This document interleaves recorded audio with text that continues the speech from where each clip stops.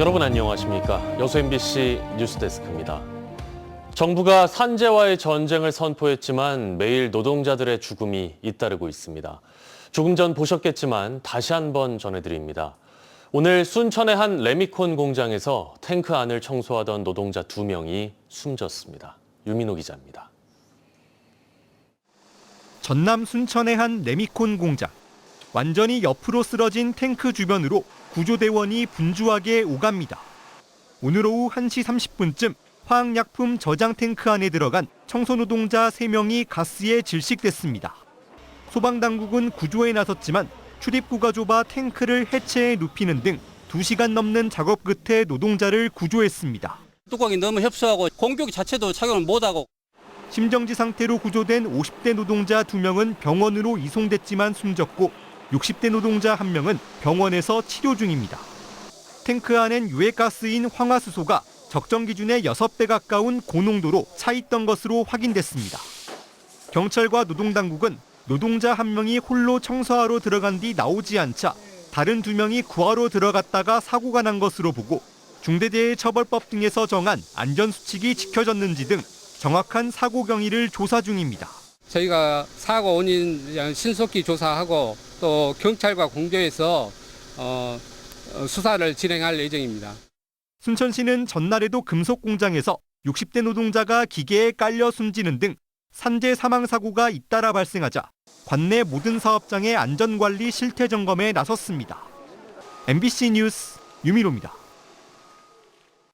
술자리에서 몸싸움을 벌여 논란을 일으킨 여수 시의원들에 대한 징계가 확정됐습니다.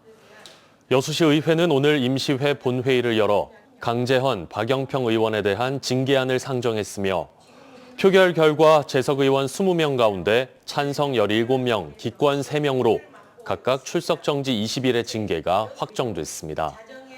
한편 강재헌 의원은 환경복지위원장직에서 사임했고 이에 앞서 박영평 의원도 여수세계 선박람회 협력특위 위원장직을 내려놓았습니다.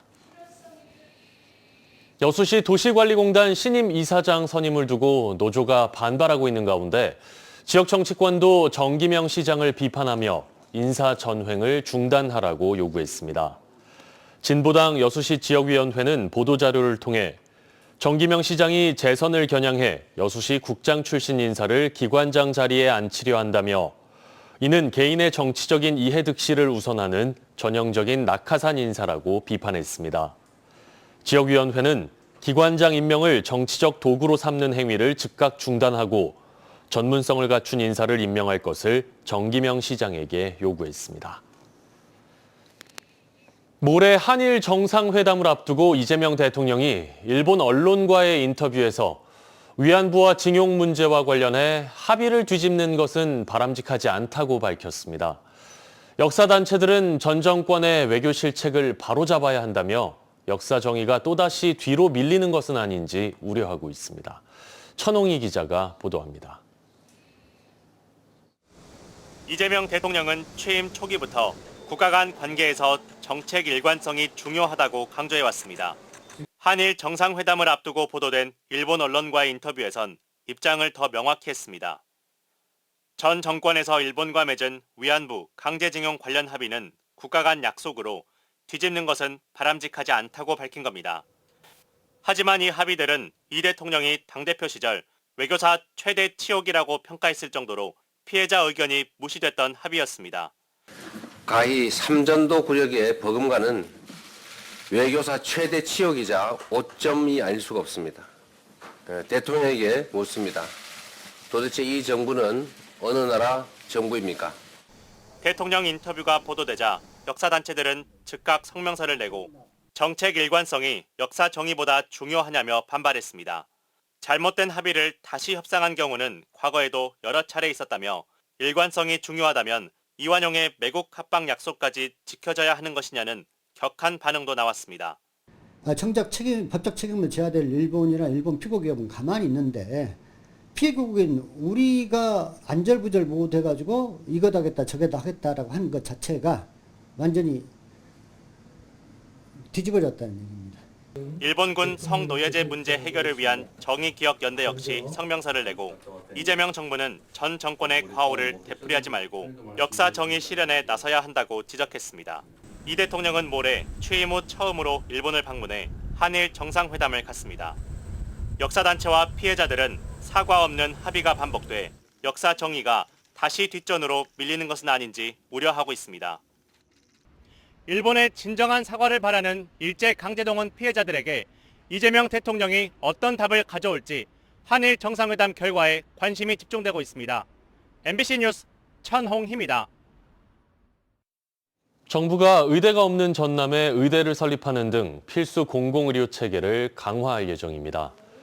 국정기획위원회가 배포한 정부의 국정운영 5개년 계획안을 보면 전남 국립의대 설립으로 의료 인력을 양성하고 사각지대를 해소하겠다는 공약이 포함됐습니다. 또 지역의 필수 공공의료 인력 양성을 위해 지역의사제를 신설하고 가칭 공공의료 사관학교를 설립하겠다는 내용도 담겼습니다. 아울러 공공병원이 없는 곳에 지방의료원 신설, 보상 강화를 위한 지역 필수 의료기금 신설과 법령 제정도 추진합니다. 여수 순천 광양 상공회의소가 여수공항을 남해안 남중권 거점 공약으로 육성하기 위한 정책 건의서를 정부와 국회, 지자체 등에 전달했습니다. 상인은 건의서에서 여수공항 접근성을 높이기 위해 공항 인근에 무인 간이역을 신설하고 무궁화호 정차를 허용하는 방안을 제시했습니다. 상인은 또 여수공항의 활주로 길이가 짧아 중형급 항공기 이착륙에 제약이 있고 향후 국제선 부정기편 운영에도 한계가 있다며 활주로를 2.8km 이상으로 늘려달라고 요구했습니다. 오늘 여수 YMCA 주관으로 여수 MBC 사옥 이전에 관한 시민 집담회가 열렸습니다. 시민 30여 명과 함께 여수 MBC도 참석했는데요. 사옥 이전뿐만 아니라 지역 언론이 직면한 위기 등에 대한 다양한 목소리가 나왔습니다. 김단비 기자입니다. 20여 년 사이 5분의 1 수준으로 떨어진 광고료와 누수와 균열에 따른 사옥 노후화, 그리고 개선이 시급한 방송 인프라까지 여수 MBC가 수년 전부터 직면한 위기입니다. 여수 MBC는 대책을 찾기 위해 기존 사옥 리모델링과 함께 여수시와 신사옥 부지 확보는 물론 전남 시청자 미디어 센터 입주 등 다양한 협의를 펼쳐왔습니다. 하지만 막대한 비용 부담과 관련 사업 무산 등의 이유로 사업 추진이 불가능해졌고 이에 따른 이전의 필요성이 제기됐습니다. 디지털 플랫폼 전환에 대해서 스터디하고 우리 진출의 방향을 찾기 시작했고요. 신사업, 애니메이션, 웹툰 분야, 또 디지털 전환 이런 부분에 대해서 사업 계획을 마련하고 있습니다. 집담회에 참석한 전문가들은 여수 MBC뿐만 아니라 대부분의 지역 방송사가 처한 위기에 공감하는 발언을 이어갔습니다. 기업으로서 이익이 나지 않으면 장기 굴러갈 수가 없거든요. 부동산, 건물, 토지가 오래전에 사놓은 거라 그거 처분하면 이익이 발생해요. 그걸로 유지하고 있어요. 시민들은 여수 MBC 이전을 바라보는 시각이 달랐습니다. 우선 여수 MBC의 이전으로 지역 정체성과 문화적 기반이 붕괴할 수 있고 경제에도 나쁜 영향을 미칠 수 있다는 반대 의견부터 여수 산단 위기가 현실로 직면하고 있는 이 시점에 여수 MBC가 순천으로 이전한다고 하는 것은 여수 시민들에게 너무 큰 충격이고 여수 MBC 사옥 이전에 있어 여수시의 시민 소통 방식에 대한 문제를 제기하는 시민도 있었습니다. 여수 MBC의 어려움을 저희가 너무 모르고 있었다는 반성도 하게 되었습니다. 왜 순천 이전을 고민하게 되었는지에 대한 설명도 누구에게도 듣지 못했습니다. 이전할 경우 발생할 수 있는 문제에 대해 대안을 미리 준비해야 한다는 목소리도 나왔습니다. 발생 가능한 여러 문제점을 전문가 집단과 이해 당사자, 행정 전문가들이 미리 대안을 미리 준비해야 됩니다. 여수 YMCA가 주최해 2시간여 동안 이어진 이번 집담회는 여수시와 시민 30여 명이 참석했습니다. 여수 MBC도 이번 집담회뿐만 아니라 사옥 이전 관련 시민협의체 주관으로 진행된 어제 회의에도 참석해 사옥 이전에 대해 상세히 설명했습니다. MBC 뉴스 김단비입니다. 여수항에 일본 크루즈선이 올해 두 번째로 입항했습니다. 여수광양 항만공사는 일본 MOL 선사가 운영하는 32,000톤급 중형 크루즈선 미츠이 오션 후지오가 478명의 승객을 태우고 여수항에 2회차 입항했다고 밝혔습니다. 공사는 미츠이 오션 후지오가 여수항에 지난 5월 처음 입항한 이후 3개월 만에 다시 찾은 것으로 국내 대표 크루즈 관광지로 여수항이 주목받고 있는 것이라고 평가했습니다. 포스코 퓨처엠이 전기차 시장 공략 강화를 위한 양극재 포트폴리오를 모두 갖췄습니다.